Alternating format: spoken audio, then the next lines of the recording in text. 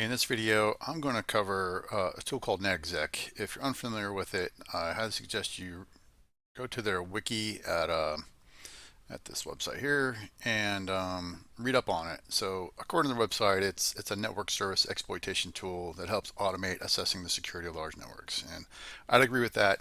I've primarily used this tool in Active Directory environments, but as long as it supports the protocol and on a target or within an environment, then technically you should be able to use it against those targets or within that environment. So if you don't have Netexec installed on whatever you're running from, virtual machine or whatever, they have a great guide per platform. So just again, it's well worth coming to this wiki, bookmarking it for later use, but then using it definitely for installation. And then if you wanted to just kind of scroll through some of the options and functionality, they have plenty of it documented here. But a lot of that is also documented inside the tool itself, just using some sort of help switch or option. So jumping into a terminal, what we can do here is first let me just kind of go over what I have set up. So I have a home lab set up here with a domain controller and a workstation. I already have some files kind of saved here ready to go. So I have a user file. So all the users within my lab are in this file. Their passwords are in here. I've also put some specific passwords or hashes into files. And that's generally how I roll when I do assessments anyway. So in here, if I were to cat that out, you can see that it's got a password. Okay. So then these have hashes in them, and that's a password as well. This is for a reverse shell that I'm going to demonstrate later. And then we'll add a couple more files as we run through some things. But that's the environment that I'm working in. And this is just a clean install of Kali. And I've already installed Netexec. But if you were to just run it, you can either run NXC if you're unfamiliar with it, or just type out the entire word Netexec. I usually just roll with NXC. And for the first usage, you would see that some databases were created. But really what I want to showcase are the protocols that this tool supports right now. And you can see a lot of them are ones that you can see every day within an Active Directory environment. And then there's some that may not, but it all depends, right? But these are the protocols that it supports. So if I were to go through all of them, that would probably take a good 24 hours, along with all the different options and functionality that they all provide. So I'm really only going to touch on a couple and kind of get things started for you. And then after that, it's really just your own curiosity should drive you, or just search for other videos or information out there to help expand your knowledge with this tool. Hack the Box does have an Academy module available, and I believe it's called Using Crack Map Exec. And even though it says Crack Map Exec, that Netexec is what that's evolved into, or I'm sorry, Crack Map Exec is what has evolved into Netexec, and that is the maintained version. So even though it does say Crack Map Exec, it is fully functional to get through that module using Netexec. And I believe they even talk about recommending to use Netexec. Anyway, so if that's more of your game, highly suggest checking out that module, and it does provide labs and skills assessment and things like that. But again, the wiki provides a lot of information, and you can just set up a home lab or something and kind of teach yourself if that's how you roll as well. So what we can use this for is authentication. So we've got some credentials, and there's ways to do unauthenticated stuff, but I'm just jumping straight into authenticated, and I'm going to target the domain control that I have up with a low-level user account.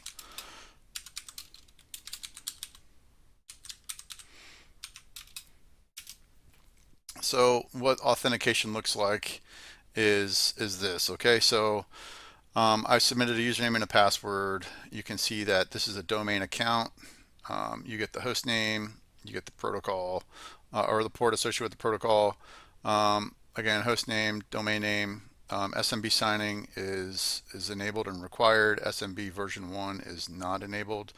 But there you go. So you can see with this green plus sign here that this was a successful authentication.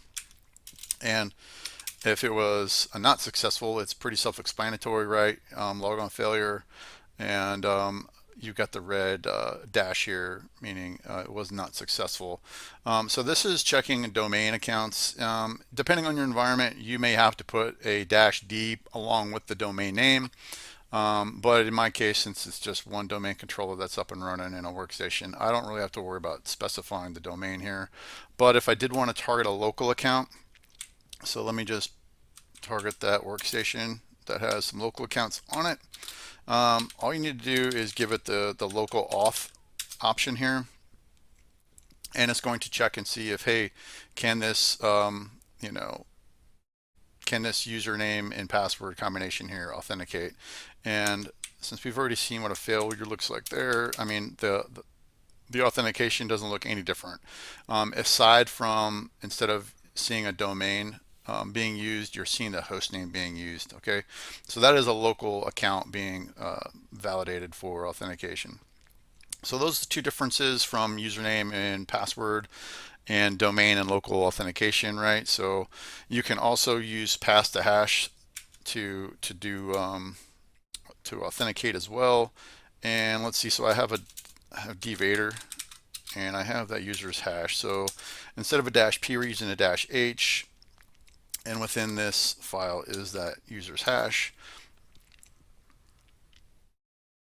And there we go. So now we can see that this user is an administrator on that account, or I'm sorry, on that host with a domain account. And you can see the hash is displayed here. You can also see the passwords are displayed here in clear text form.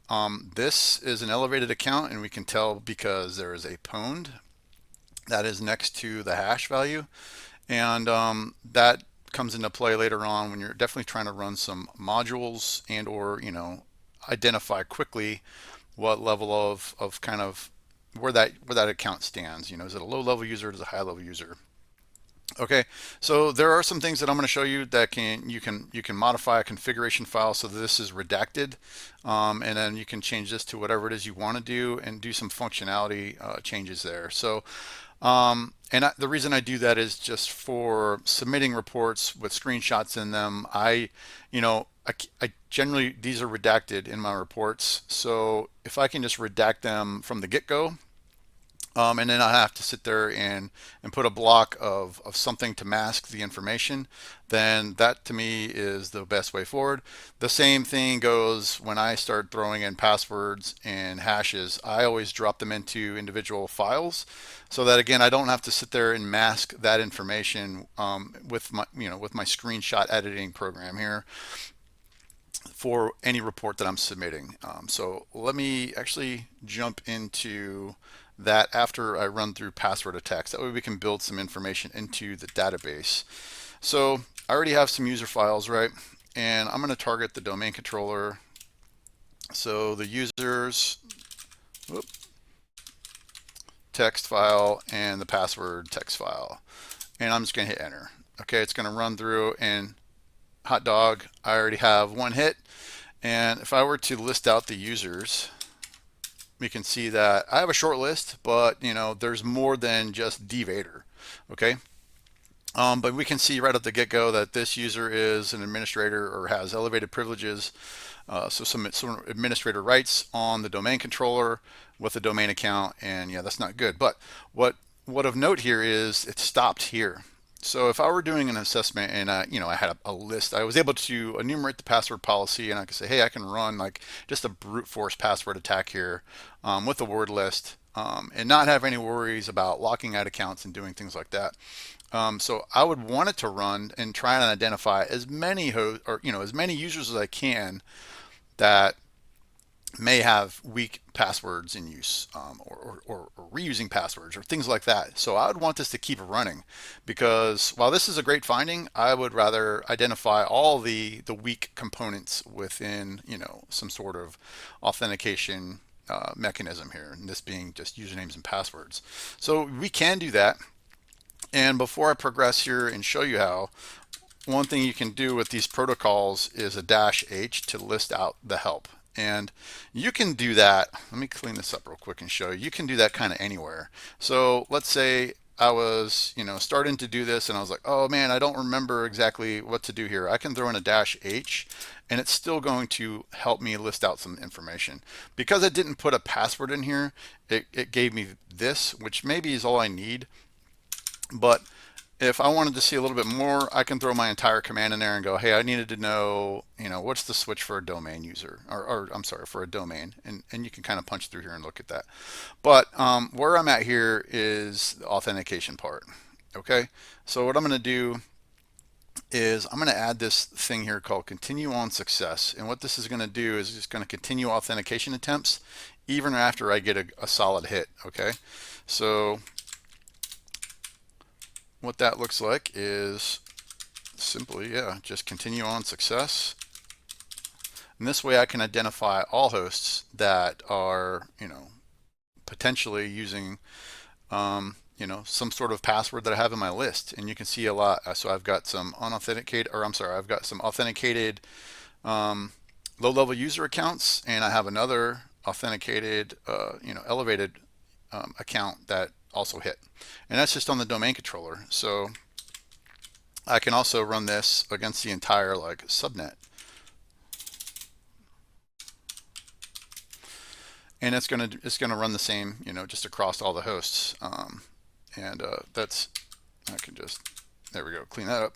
But now if you look at this, so it hit the domain controller, and then it hit the workstation that I have, and you identified some other hosts that are actually administrators on that. So again, you want to identify all the different accounts that might be using weak passwords, and then you never know what you're going to get. Some user, you may just get a bunch of low-level user accounts here, but then later on when you start enumerating shares, you might identify that they're not all equal, and maybe some have read-write permissions on shares and access to different shares. And it's been my experience that shares can contain a lot of sensitive information that can be used to easily compromise other hosts or continue some sort of post-exploitation path to taking down an entire domain or network or whatever it is that you're doing from an assessment or a lab point of view. Okay, so that is authenticating with username, password, pass the hash, and doing just a straight password attack. You can also do password spraying, and that's using a word list of some sort. And let me just target one IP here. So I've got a username, I got a list of usernames, and there's just a couple. Maybe there is a password policy in place, and I'm just wanting to try a couple of normal passwords that I've come to learn that are being used all the time. So it can do the same concept here and give them a shot. And I've got, so welcome one, exclamation point, winter 2025, and you can see that it makes its way through the first iteration, logon failure, and it makes its way through the next iteration. Okay, so again, enumerating the password policy should definitely be done before you start running through any type of password attack, and that's something you can definitely research on your own. So now, since we've harvested some credentials, I'm going to jump into first modifying the configuration file. So if you don't know where the configuration file is, you can use locate and find it. And I can just copy that, right? And I can modify it. And what I want to modify is, like I said earlier, there's some things that I generally do. And one, I change pwned. I know what it means. I think it's funny. It's cool. But when I turn in a professional grade report to a client, they may not know. They may go, what does this even mean? I don't understand. Does not compute. So something like, elevated privileges could be understood, right, by anyone, by a technical person, and by maybe some sort of high-level person that doesn't do any real technical thing, but they own the system, right? And then from an audit mode, you can do whatever here. This is going to redact the password. So, you could throw a bunch of asterisks there if you want. I usually just put redacted. If I could spell redacted, that looks right. So this is basically kind of what I'll do from this part, right?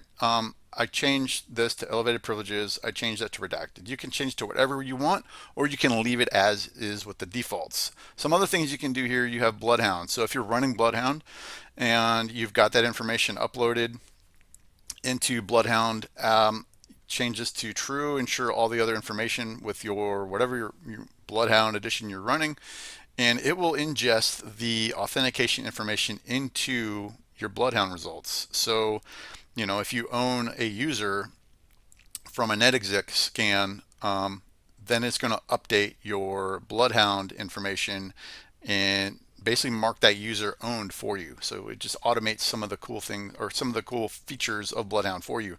And then there's some other things you can do with Empire Metasploit, but I'm not really going to get into that. So I'm going to save this. I'm going to X out, and then let's just look at this real quick. Let's go to something that will hit, and let's just go back to CBACA. Our Vader will work.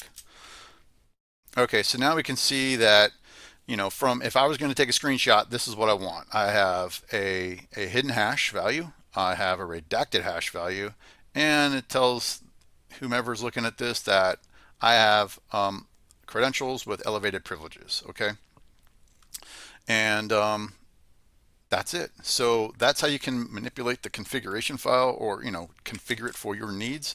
There is also, like I said in the beginning, a databases that get built out per protocol. So to access that database, NXCDB, hit enter, and you can see you're in a default workstation. And if I were to just run help, this will now show that from this point, you can just really run, well, you can exit, but you can run proto for protocol or workspace to kind of move around. And then if you wanted more information, you know, just combine the help command with it. So help proto. So if I were just not really familiar, or I just don't remember, help proto, and now I can go, okay, look, so the query language I need to use here is proto plus whatever protocol it is that I want to jump into and analyze. So proto, and we were just running SMB, so I'm going to throw SMB in there. And again, it just pops in here. So help if you're not familiar, and you can, you know, clear the database, you can look at creds, etc., etc. So again, if you wanted more information, you could run help plus the topic, but I'm not going to. I'm just going to run creds to show that it stores these, you know, as you're authenticating with, you know, some sort of credential, whether it be a password or a hash value, or if you're doing some other type of password attack with a different protocol, they're going to just dump into these databases, and then you can come back to them later. You can even use these for authentication with Netexec using the cred ID here. So if you wanted to forego using, you know, attack U for the username, P or H, you know, for the hash, you can just do, you know, give it an ID of 8, and it's going to access the database based on the protocol you're using and use that for authentication. Pretty cool. So now that's the database. I'm going to exit here, and the next thing I'm going to move into is user enumeration. So we can do this with a few protocols. I'm going to just start with Netexec. I'm sorry, with SMB, and go from there. So let's just do the low-level user we have. So I'm going to try to do as much low-level user stuff as I can. Change that to a 2, and what I want is to just dump out some users information. Okay, so here you get just some basic information, but this can be helpful, right? So you're getting the username, the last password set. You might find some cool stuff in the description, but all of this information can kind of give you some insight, right? Some enumerational insight into the environment. If I wanted to make a username list, what I can do is leverage the ridroot option.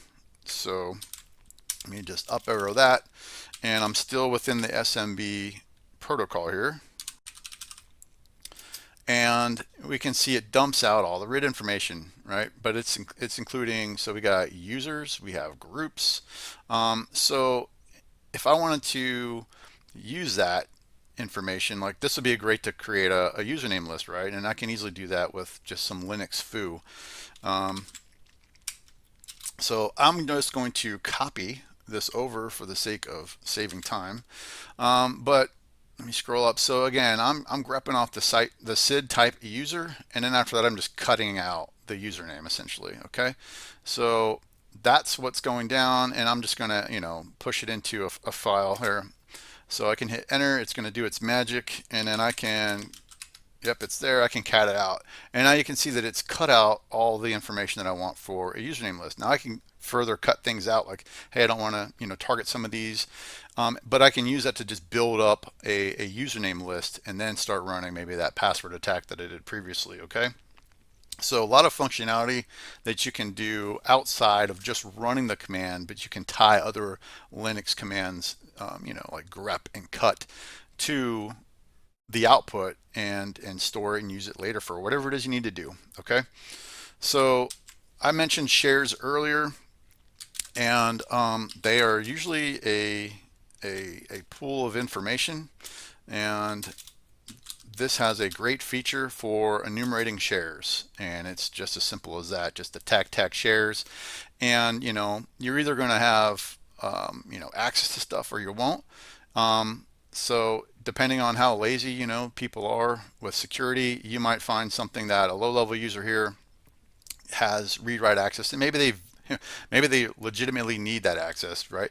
But then they have access to this share. So there's a lot of things you can do with that. You can spider through that. That's an option. But now I'm going to just take this as an opportunity to dive into modules. Okay, so each of the protocols has different modules, and the way to access those is to really just throw in a -L. And again, so like I said before, you can have a command running and throw in something like -L or -H for help, and then it's going to provide you that information. So hey, if that was my command that I was going to run, I don't have to go and delete all this stuff and put a -L right here again, right? I can keep that. I can then up arrow and then progress past that with whatever it is I want to do. But okay, so low level user, what can I do? And it tells you. So these right here, these and below are low level user, and these and below are high level users, so high privilege modes. So it requires some sort of admin privileges, and that's where you're going, if you've got the pwned or whatever you've changed it to, or you don't. That's how you kind of decipher what you have going on here. But we have a low level user, and I'm doing some things with shares. So I'm going to focus on the Spider Plus module. Okay, so excuse me. I'm just going to, again, up arrow here, and now to tap into those modules, it's a -M. Makes pretty good sense there for a module. And then spider underscore plus was the name of that module. And to see how it works, you can throw in attack options, and that's going to list out all the options that you need to include to make this module run effectively, with whatever it is you're doing, right? So always worth throwing in the attack options to see what the options are. And if you are going through that crack map exec course, there are some differences between those, that tool and this one. So it's always good to check out the options, as there may be some differences between them. Okay, so that share, I really just want to look at the Sith stuff. Again, I could spider it first to see if there's anything worthwhile in there, but let's just say, hey, I know that it's probably got a ton of information, and I really just want to look at it later offline. I'm trying to harvest as much information as I can, and maybe I can download a bunch of stuff, and then I have a script that's going to then search through all those downloaded files and information to look for sensitive information, right? Maybe credentials, IP addresses, things. Maybe I'm tasked to look for something specific. And I just want to be able to multitask, so I can kind of have that going on the side, right? So that's what I'm going to do here. I'm going to use Spider Plus to just download any files that are in that Sith share. Okay, so to start setting these options, I need a TAC O for shortened up the options. And like I said, I want to download, so I'm going to include the download flag equals true. And then because I just really wanted to pull down the information from Sith, I'm going to add an exclude filter, and I'm going to I know print's not even in there, but I'm going to copy it anyway. And these are case insensitive, right? So I could throw in an admin, and I can throw in, lowercase, whatever. But there was .NET logon, there was sysvol, and I can't type this morning. But so that's going to exclude. It's not going to bother going in those to download anything. It's just going to go, okay, cool, none of these, and the only one left is Sith, and it's going to hit Sith. So I can hit enter, it's going to run, and what you get here is now it's going to save that information to this path, okay? And here you get a JSON file, but beyond that, if I were to just copy this, would be, if this ran successfully, a folder called Sith, okay? So let's see down at the bottom. Let me just list that out and see if it's there. It is. Okay, cool. So now let me just go, and I know there's a file there, so I'm just going to game the game here and tab that out. So here I can see that it downloaded a file within the Sith share called darksidesecrets.txt, and while this doesn't do me any good here, maybe Luke Skywalker would like to know, and I can route that information to him. But yeah, that's a great technique for pulling down a lot of information, because a lot of the shares that I encounter are just filled with what looks like junk, and to go through all that information would take me a lot of time. So if I can pull it all down and then run a script against it to just quickly search for specific information, that just helps me out in the end. Okay. So that's shares in a nutshell. It works great. Another thing we can do here is read files. So a lot of times I will use Netexec to read like the flags from a box.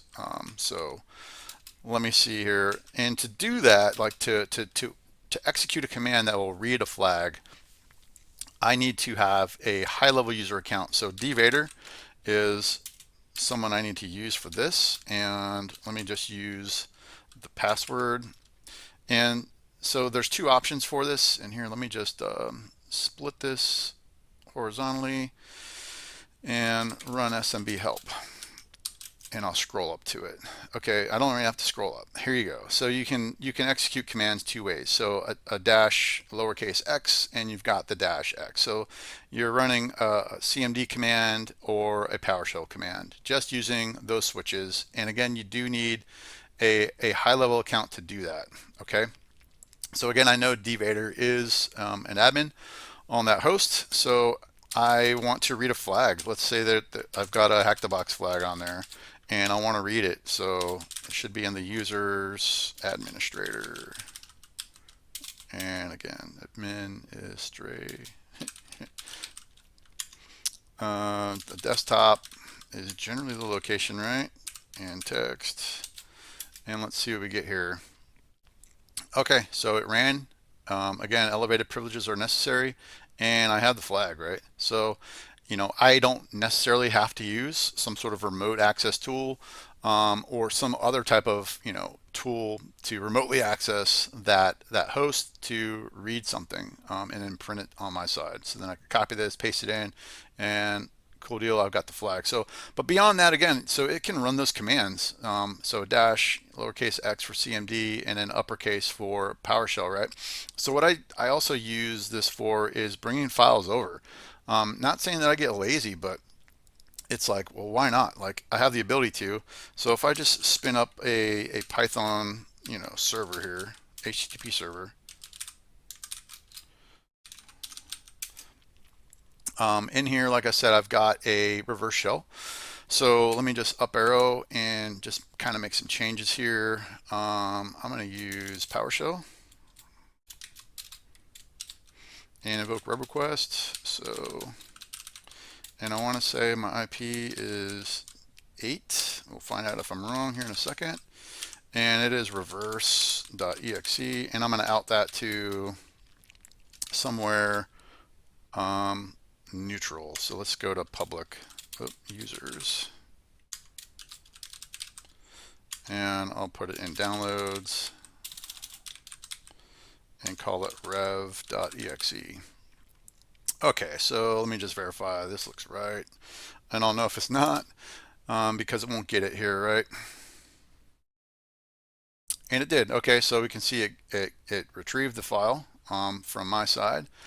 Doesn't look like I had any issues with antivirus or anything. Great. And I can then, if I really, really wanted to, I can verify that it is over here. So again, just kind of using the power of executing commands, I can list out and see, is it there? Is it not there? And it is there. Okay, and then I can execute that. So let's set up a netcat listener here.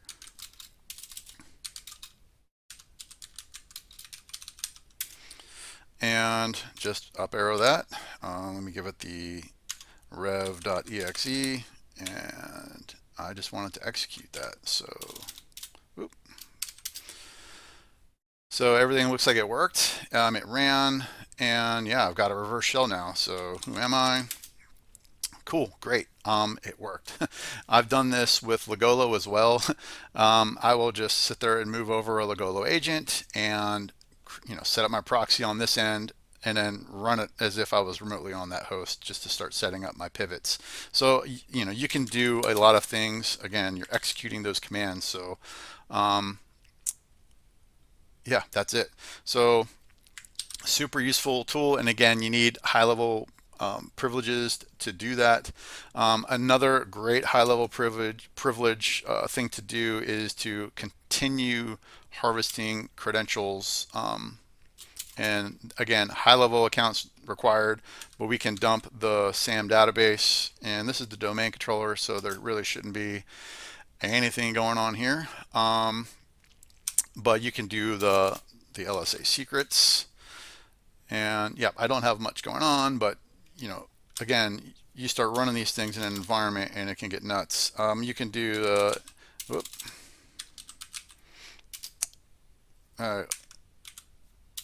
my fingers type fast sometimes. Okay, so in here, let me know that. Let me clean this up so you can see this a little bit better. Okay, so if you have the ability to perform a DC sync, right, and we can dump the domain credentials. So you get a warning here, which is great, because let's face it, if you're in some environment, there might be thousands of users, right? Maybe you don't want to dump all of them. Maybe you just want a couple or one specific one. So this is at least saying, hey, look, maybe you shouldn't do this. And if you give it the user tech user switch along with the username, it'll just grab that one. Since I know that my environment is pretty small, I'm just going to push a Y here to demonstrate at least what you'll get. So what it does provide along with the hashes is it saves it to a file. And then it even says, hey, look, you want to cat it out, you want to grep disabled, like it gives you some useful commands to pull information out if you wanted to then throw some of those into another list of some sort. And again, as you ran that, this is all being dumped into your database. So again, if you wanted to run that with just a user, it tells you tac user, and then I'm just going to throw in the administrator to demonstrate that part. Okay, so now you just need an administrator hash. All right, easy day. So harvesting credentials, those are just 3 built in. There's one other really great module with the SMB side. So let me just go back here. So again, modules, TAC M, and then I already know this one is LSASI. I'm not going to worry about the options here because I know I can truly just run this as it is. And whoop, not the double, just the one. I don't need any switches. Let me go back. There we go. But I can run LSASI, and we're basically dumping the LSAS. Okay, so we can see that there was a administrator hash there. So again, now I could save this into a file and then start running that, and basically own the domain.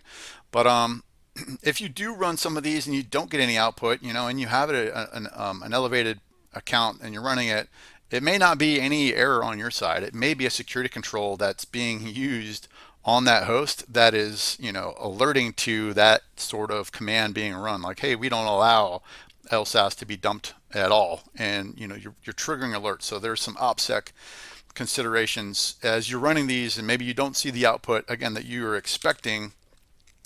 which has happened to me on a few assessments, is like, okay, cool. I know that I know there's security controls in place anyway, and the appliance at least is doing its job. And then I wait for some sort of, maybe there's some deconfliction coming in from a blue team that says, hey, look, did you just run this command? Oh yeah, I did. And now, hey, great. Now we're working together.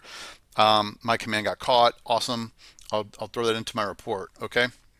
So now we're going to transition over into LDAP. So if I were to let's look at the help, and there's going to look like there's some overlap here with some of the things. If I were to scroll all the way up, right, you'd see like, oh, I remember seeing authentication, right? Looks the same. It's because, yeah, you can do the same with LDAP. But there are some additional parts, right? You can Kerberoast with LDAP. That's awesome. You can run Bloodhound with LDAP, and that's what I'm going to do first. So let's knock out Bloodhound here, and I'm going to have to add a whole new command here, but let's target the domain controller. And again, I'm just going to use the low-level user account that I have, and is tac Bloodhound, and the collection I'm just going to use all, and then I'm going to give it the DNS server, which is just going to be the domain controller here, and that should run and work. And I have a small environment, so this won't take long, but sometimes, yes, if it's a bigger environment, this is going to run a little bit longer and take a bit. But once it's done, you'll see that it is the output for my zip file. I have a path to it, so I can either navigate there using Bloodhound itself, or I can move this zip file into a directory of choosing, maybe one that I'm using for this assessment, and then upload it over. But it's the same JSON files within the zip file, so it should upload into, I've had the results go into legacy, and I've had them go into community edition, and they work and they're great. So and again, if you're in an environment where you've got maybe a bigger environment, different domain controllers, forests, things like that, you would definitely want to specify the -d and then the domain name here. Otherwise, it's probably going to error out for you. Okay. So another thing that I saw was Kerberoasting, right? And that's pretty simple to do. Just attack Kerberoast, and then you just need to give it a file to output the information. Like, it's still going to print the information to the screen here, but it's also going to output it to that kerb.txt I have.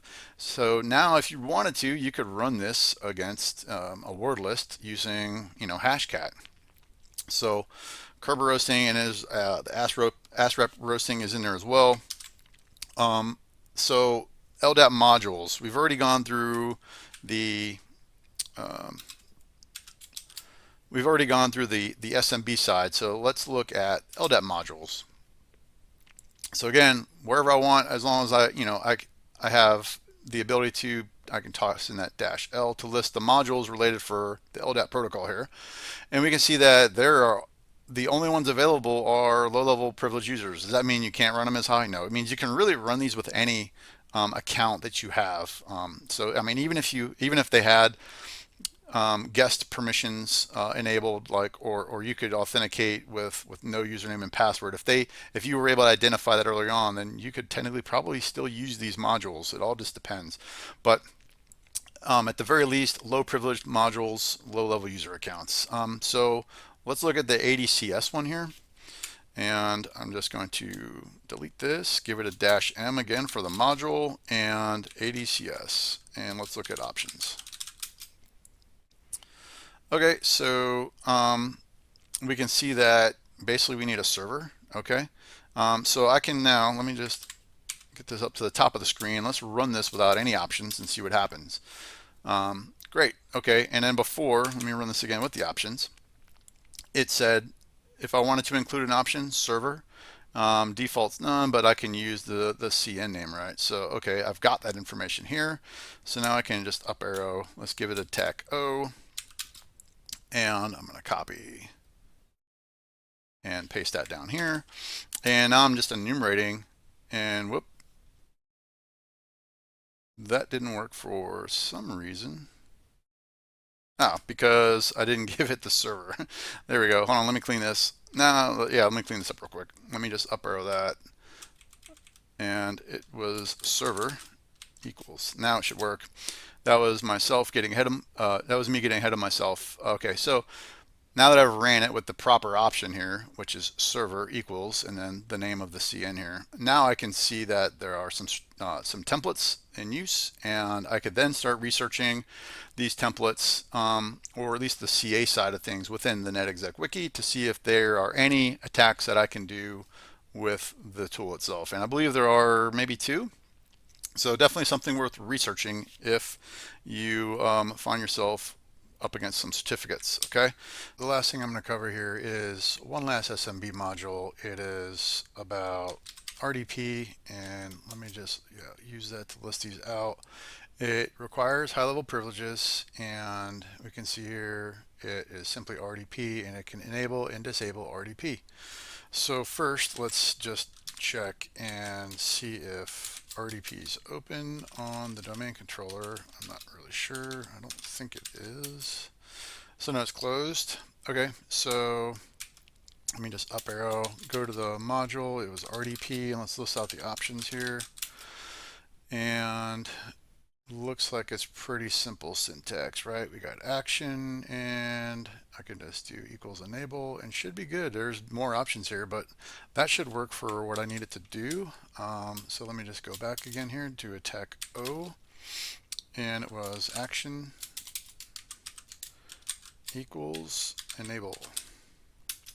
And again, this is with the high level user account, and it's going off the default port here. So if it was on like a non-default port, you would just have to set that here, which with like a -- port, and then put whatever port number someone has RDP running on.